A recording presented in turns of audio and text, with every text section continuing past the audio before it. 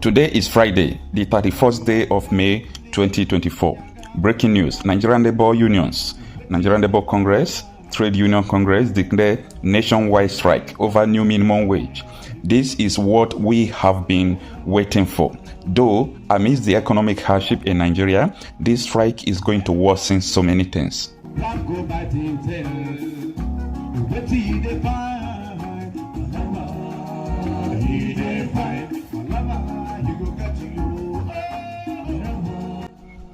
The Nigerian Labour Congress (NLC) and the Trade Union Congress (TUC) have declared a nationwide strike beginning from Monday, June 3, 2024, over the tripartite committee's inability to agree on a new minimum wage. The president of the Trade Union Congress, Festus Osifo, announced the strike at a joint news conference with the leadership of the Nigerian Labour Congress in Abuja on Friday. According to the Labour leaders, the decisions follows the expiration of an earlier request to the federal government to conclude all negotiations for a new minimum wage before the end of May.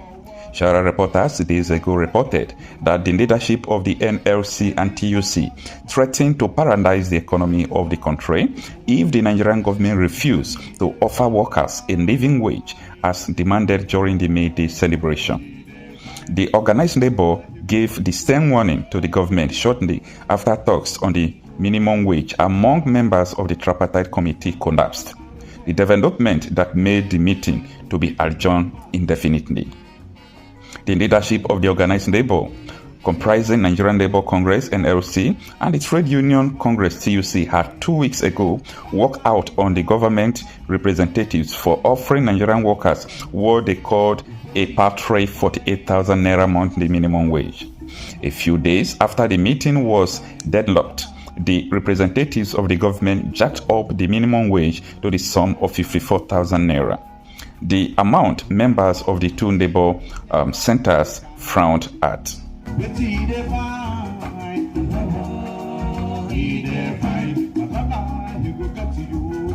The time is now for Nigeria particularly to rise to the occasion.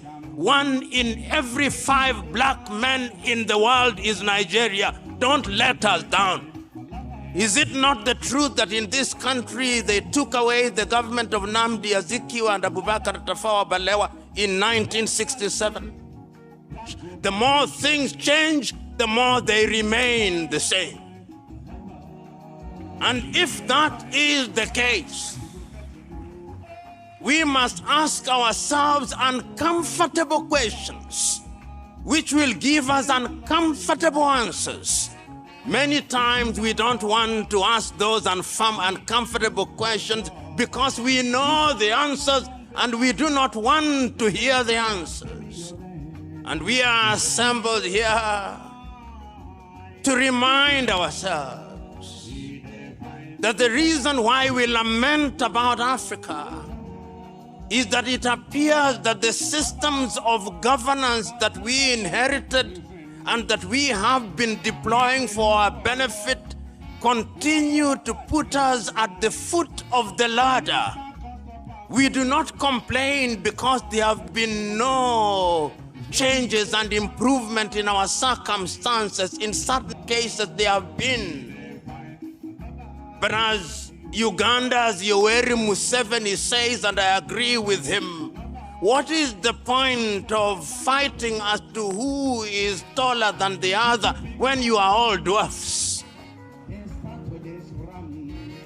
This is the space in which Africa finds herself.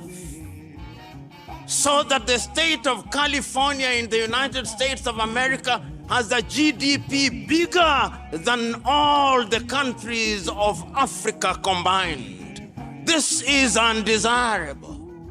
It is undesirable that a country which is great in prospect, for example, like Nigeria, with a population of 250 million, generates less power than Costa Rica, which has a population of 5 million and generates 3 times more power than Nigeria. It's undesirable.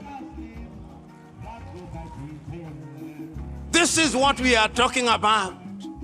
We are talking about countries which have GDPs which ought not to be the GDP that they have. And we are saying that this must be because of the systems of governance that we have. I heard His Royal Majesty so very keenly, and I agree with him. What must we do?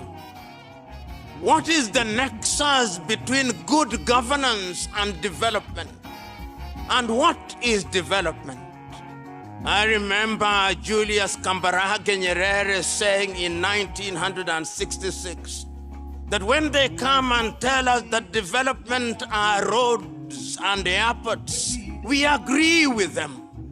But that is not the end of development. The beginning and the end of development is human resources, Mwalimu said.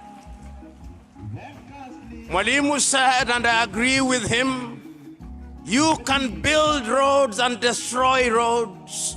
You can build airports and rebuild airports. But when you build human beings intergenerationally, the airports that you destroy come out of their minds. So we must also redefine what development is.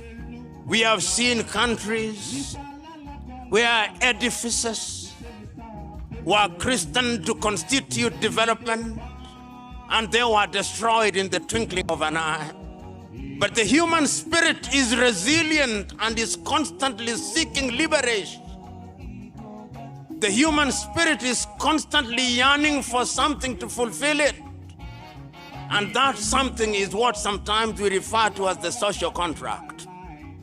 That no man or no group of men who have arrogated to themselves the monopoly of knowledge and wisdom must never ever assume that they are God's gift to man, to govern and rule them as they will.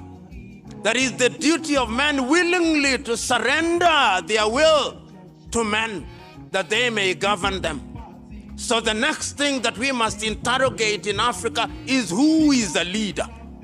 Because we have too many individuals in Africa occupying offices who are not leaders, they are merely misleaders.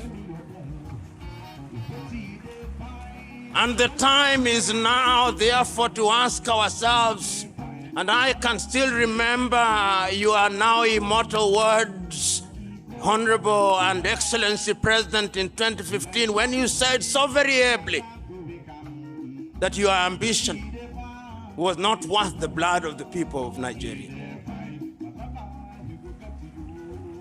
When you spoke those words, I do not know what came to your mind,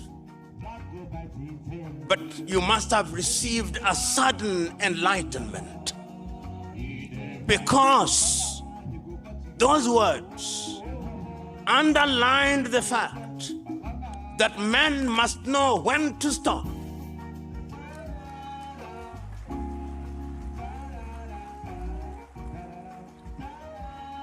And the appropriate time, you stopped. And Nigeria was the richer because you stopped. We live in a continent today where every election is a harbinger for chaos. But you said, let it go. We have a saying in Kiswahili, asiyetaka kushindwa si mshindani. He who does not want to be defeated is not a contestant. Today, when we talk about leadership, we are talking about people to recognize that it's not a cutthroat competition. Unfortunately, in Africa, leadership and the quest for it is a cutthroat competition where throats are actually cut. So we must also, in addition to define democracy and governance and leadership, ask ourselves, who is a leader? You know, many years ago as a young man, I watched a movie, which movie has stuck in my mind. It was in 1982. And I went to the theaters and I went with a notebook. and the movie was Gandhi by Sir Richard Attenborough. And at that time, Mahatma Gandhi or Mohandas Karamchand Gandhi had been invited back from South Africa by one of the great Indian nationalists, Professor Gokhale. And when he was invited to speak, this is what he said: "I have nothing to say, but today as I see you here, the people who are assembled here are businessmen and lawyers from Delhi. You are pretending to speak to India and for India. This is not India. India is out there in the villages, in the hamlets. This is not Nigeria. Nigeria is out there in the municipalities. This is not Africa. Africa is out there in Bangui, in Nouakchott, in Khartoum where they are fighting, in Hirda. Africa is out there in Niamey. Africa is out there in Ouagadougou. Africa is out there in Bamako, in the slums of Bamako. When we speak here in English, do we reach them? When we speak in French, do we reach them? When we speak in Portuguese, do we reach them? What is the Yoruba word for democracy? What is the Ijo word for democracy? What is the Ibibio word for democracy? What is the Igbo word for democracy? Give me that word. When you give me that word, then we are beginning a conversation. Because that conversation is the conversation that is going to tell us how we have a symbiotic relationship between democracy and the thing that we call development. You know, this mother continent, this continent that remains in the stage in which it remains, is a continent that continues to suffer even because of external factors. But we have blamed the others for too long. We must begin to blame ourselves. Oh, we have blamed the British, and they deserve to be blamed. When we belong to the Commonwealth and we call our ambassadors high commissioners, we deserve to blame them, because our political true north appears to be the United Kingdom. That's where, when we have our presidents and they want to contest elections in Africa, they go to Chatham so that their masters can listen to them and say, it's okay.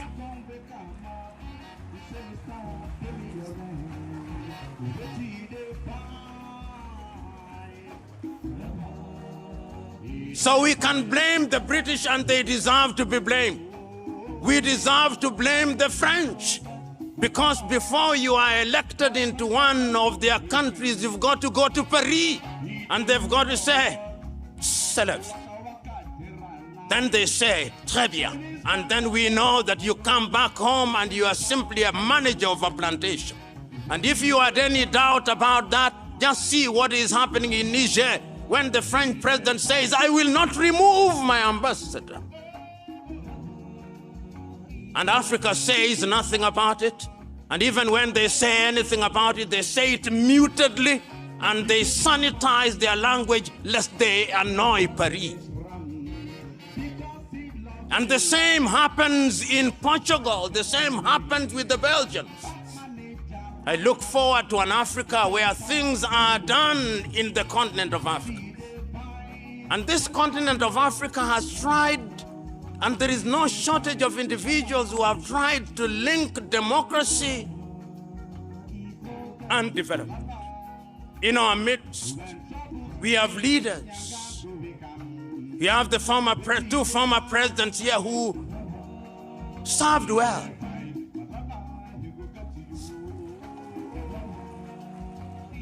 I've said this before.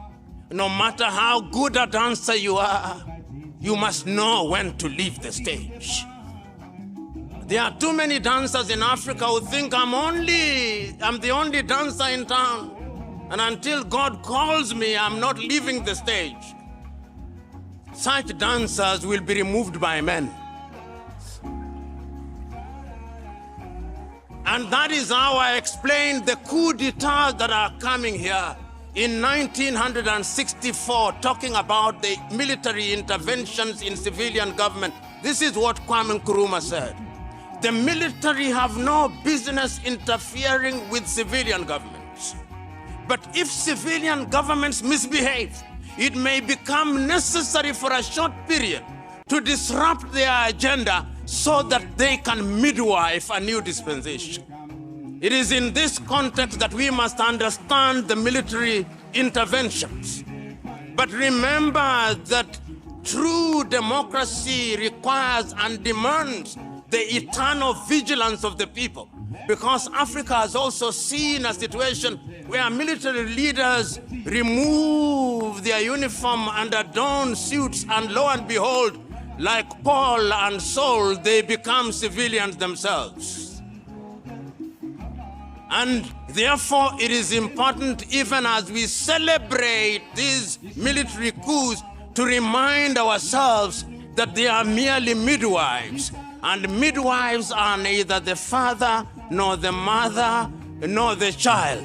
Their duty is to ensure that all the three are happy.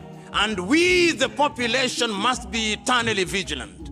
And that is why, therefore, when we talk about democracy, we must ask ourselves, what are we doing wrong? And we must also ask the question, are coup d'etats only mounted by men and women in uniform? No. I've seen coups mounted by judiciaries in Africa. I've seen coups being mounted by the political class in Africa. When people engage in sophistry in interpreting constitution, those are also coup d'etats. And I would want us, therefore, as we talk about strengthening democracy, we must also talk about strengthening institutions. Whether it is in Kenya, whether it is in Zimbabwe, whether it is in Nigeria, whether it is in Ghana, we must have a culture of respecting institutions. Sometimes in Africa, we behave as if institutions work on their own motion. No. Institutions are as strong as the men and women who occupy them. If you have wrong men and wrong women in office, no matter how strong the institution you claim to be strong, it will not perform, because the history of nature is one: garbage in, garbage out. And if that is the case, therefore, we who are gathered here and talking about governance, this is serious business. What we are talking about here is serious business. I want you to look at Africa now with me. In Sudan, in Khartoum, because of bad governance and absence of democracy, no schooling going on in Khartoum. If you are a university professor, no university to lecture at. There is no agriculture going on there. There are no health services going on there in Khartoum. The things that they built, they are destroying. It will take generations to rebuild Sudan. We are talking about development. In the health sector, all the children that ought to have been vaccinated will not be vaccinated, which means that all the disease that we had conquered will come back again, so that the health burden will be that heavy. No food is being planted, so that we'll once again be importing rice and wheat from Ukraine, which is at war.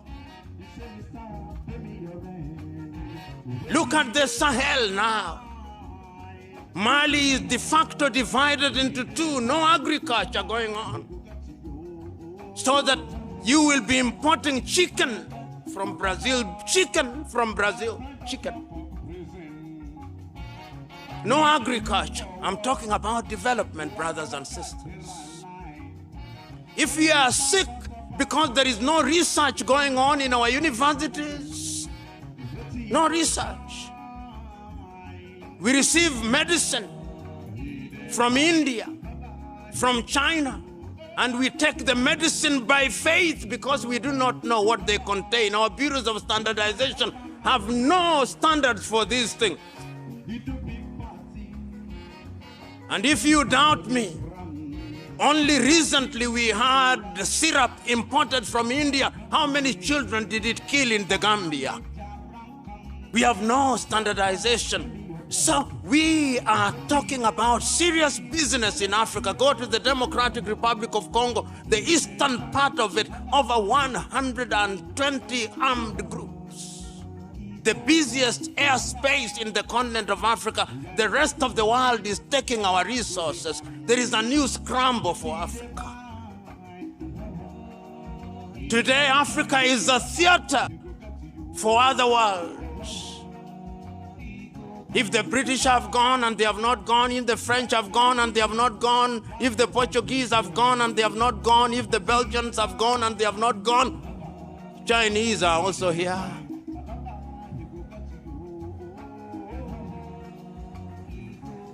They are here, building roads, building stadia.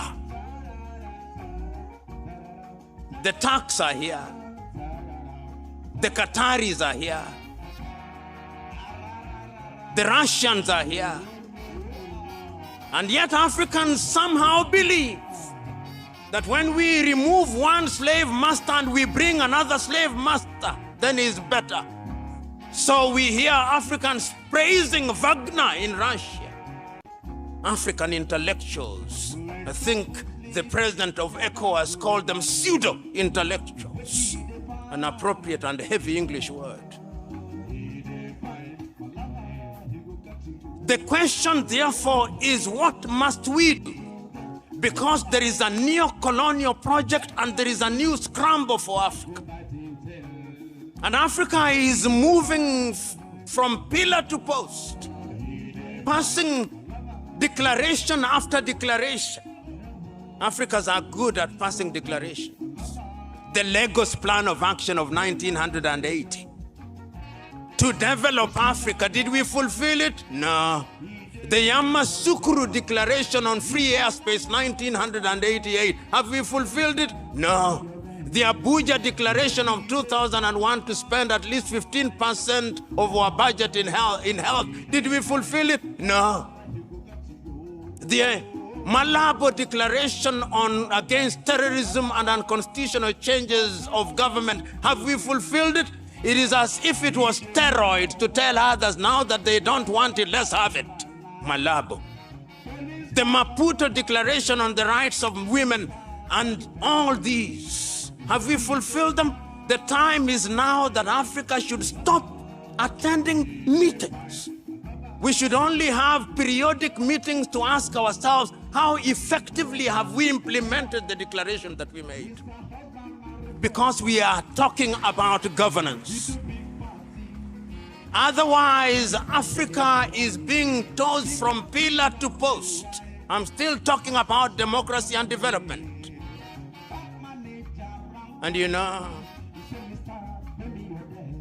Africa is tossed like yo-yo. Their leaders are invited to the G7. Once the photo is taken, then they go. Recently, we were invited to something called the G20, and then we celebrated, then we go. Then we are invited to the BRICS, then we celebrate, then we go. Then we'll be invited to the G77, then we go. We are in the business of being invited to meetings. Ladies and gentlemen, one can go on, but I want to pose a number of questions as I bring my submission to the close. This continent of Africa, this continent that is divided into 54 countries, is it not the time now that we must examine what constitutes democracy? Is there something in our traditional governance systems that we can take and help how we govern? Is there something like that? This is a question that I want us to consider. Is there a possibility that the elections we hold that we do not understand are the actual disruptors of our democracy in Africa, that we spend so much time in them, and that the only thing that lacks in African government is actually trust? Do we trust each other in Africa? I want to pose, where does Nigeria print her ballots? Is it in Nigeria? The answer is no. Does Kenya print her ballots in Kenya? No. Does Zimbabwe print her ballots in Zimbabwe? No. This is part of the problem. Trust.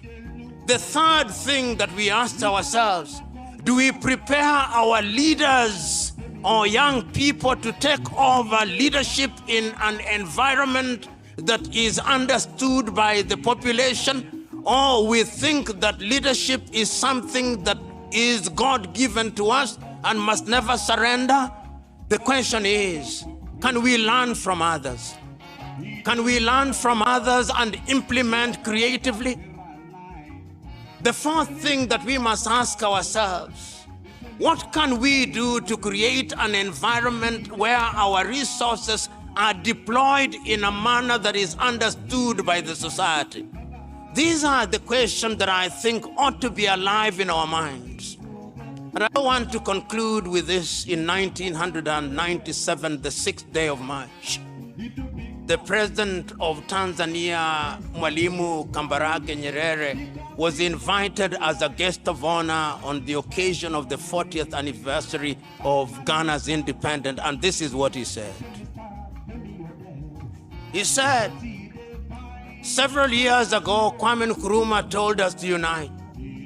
We refused to unite. We did not want unity because we thought that unity would solve all our problems. No. But we knew that if we are united, then the world will begin to respect us. Because the world does not recognize our Tanzanianness or Ghanaianness or Nigerianness. The world only sees us as Africans.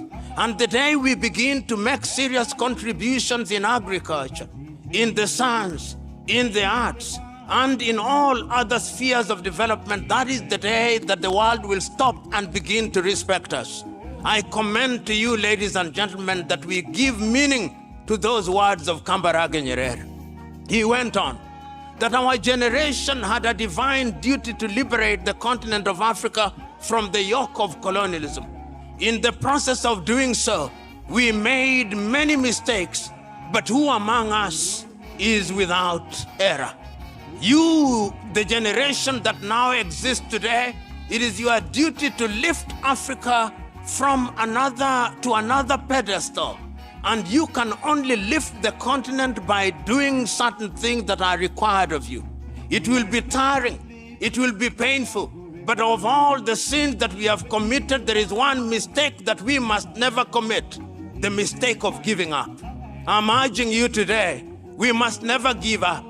And I see Africa today, we have tried many things, Africa Agenda 2063, Africa Continental Free Trade Area.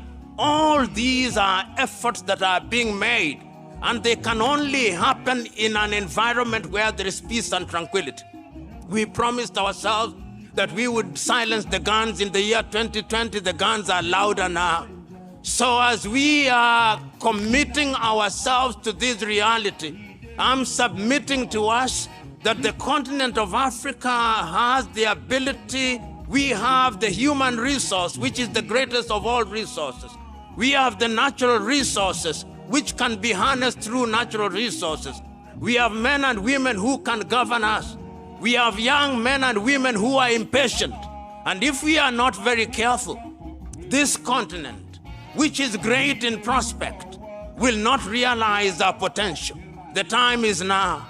The time, therefore, is now. You leaders who are here, when you are seeking office, seek office that you may be servant leaders. The time is now. Those young men who are here, who allow themselves to be used as cannon fodder by individuals who seek public office on the basis of ill-gotten wealth, The time is now to reject their money. The time is now for Africans, wherever they are, to remember that development will never come unless we have good governance. The time is now that African institutions must not receive instructions from institutions outside of the continent.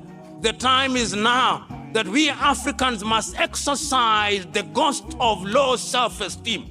The time is now that we Africans must not think that we are only good when we receive a seal of approval from heads of states of other countries. The time is now for Nigeria particularly to rise to the occasion. 1 in every 5 black men in the world is Nigeria. Don't let us down. Rise up and lead the continent. God bless you.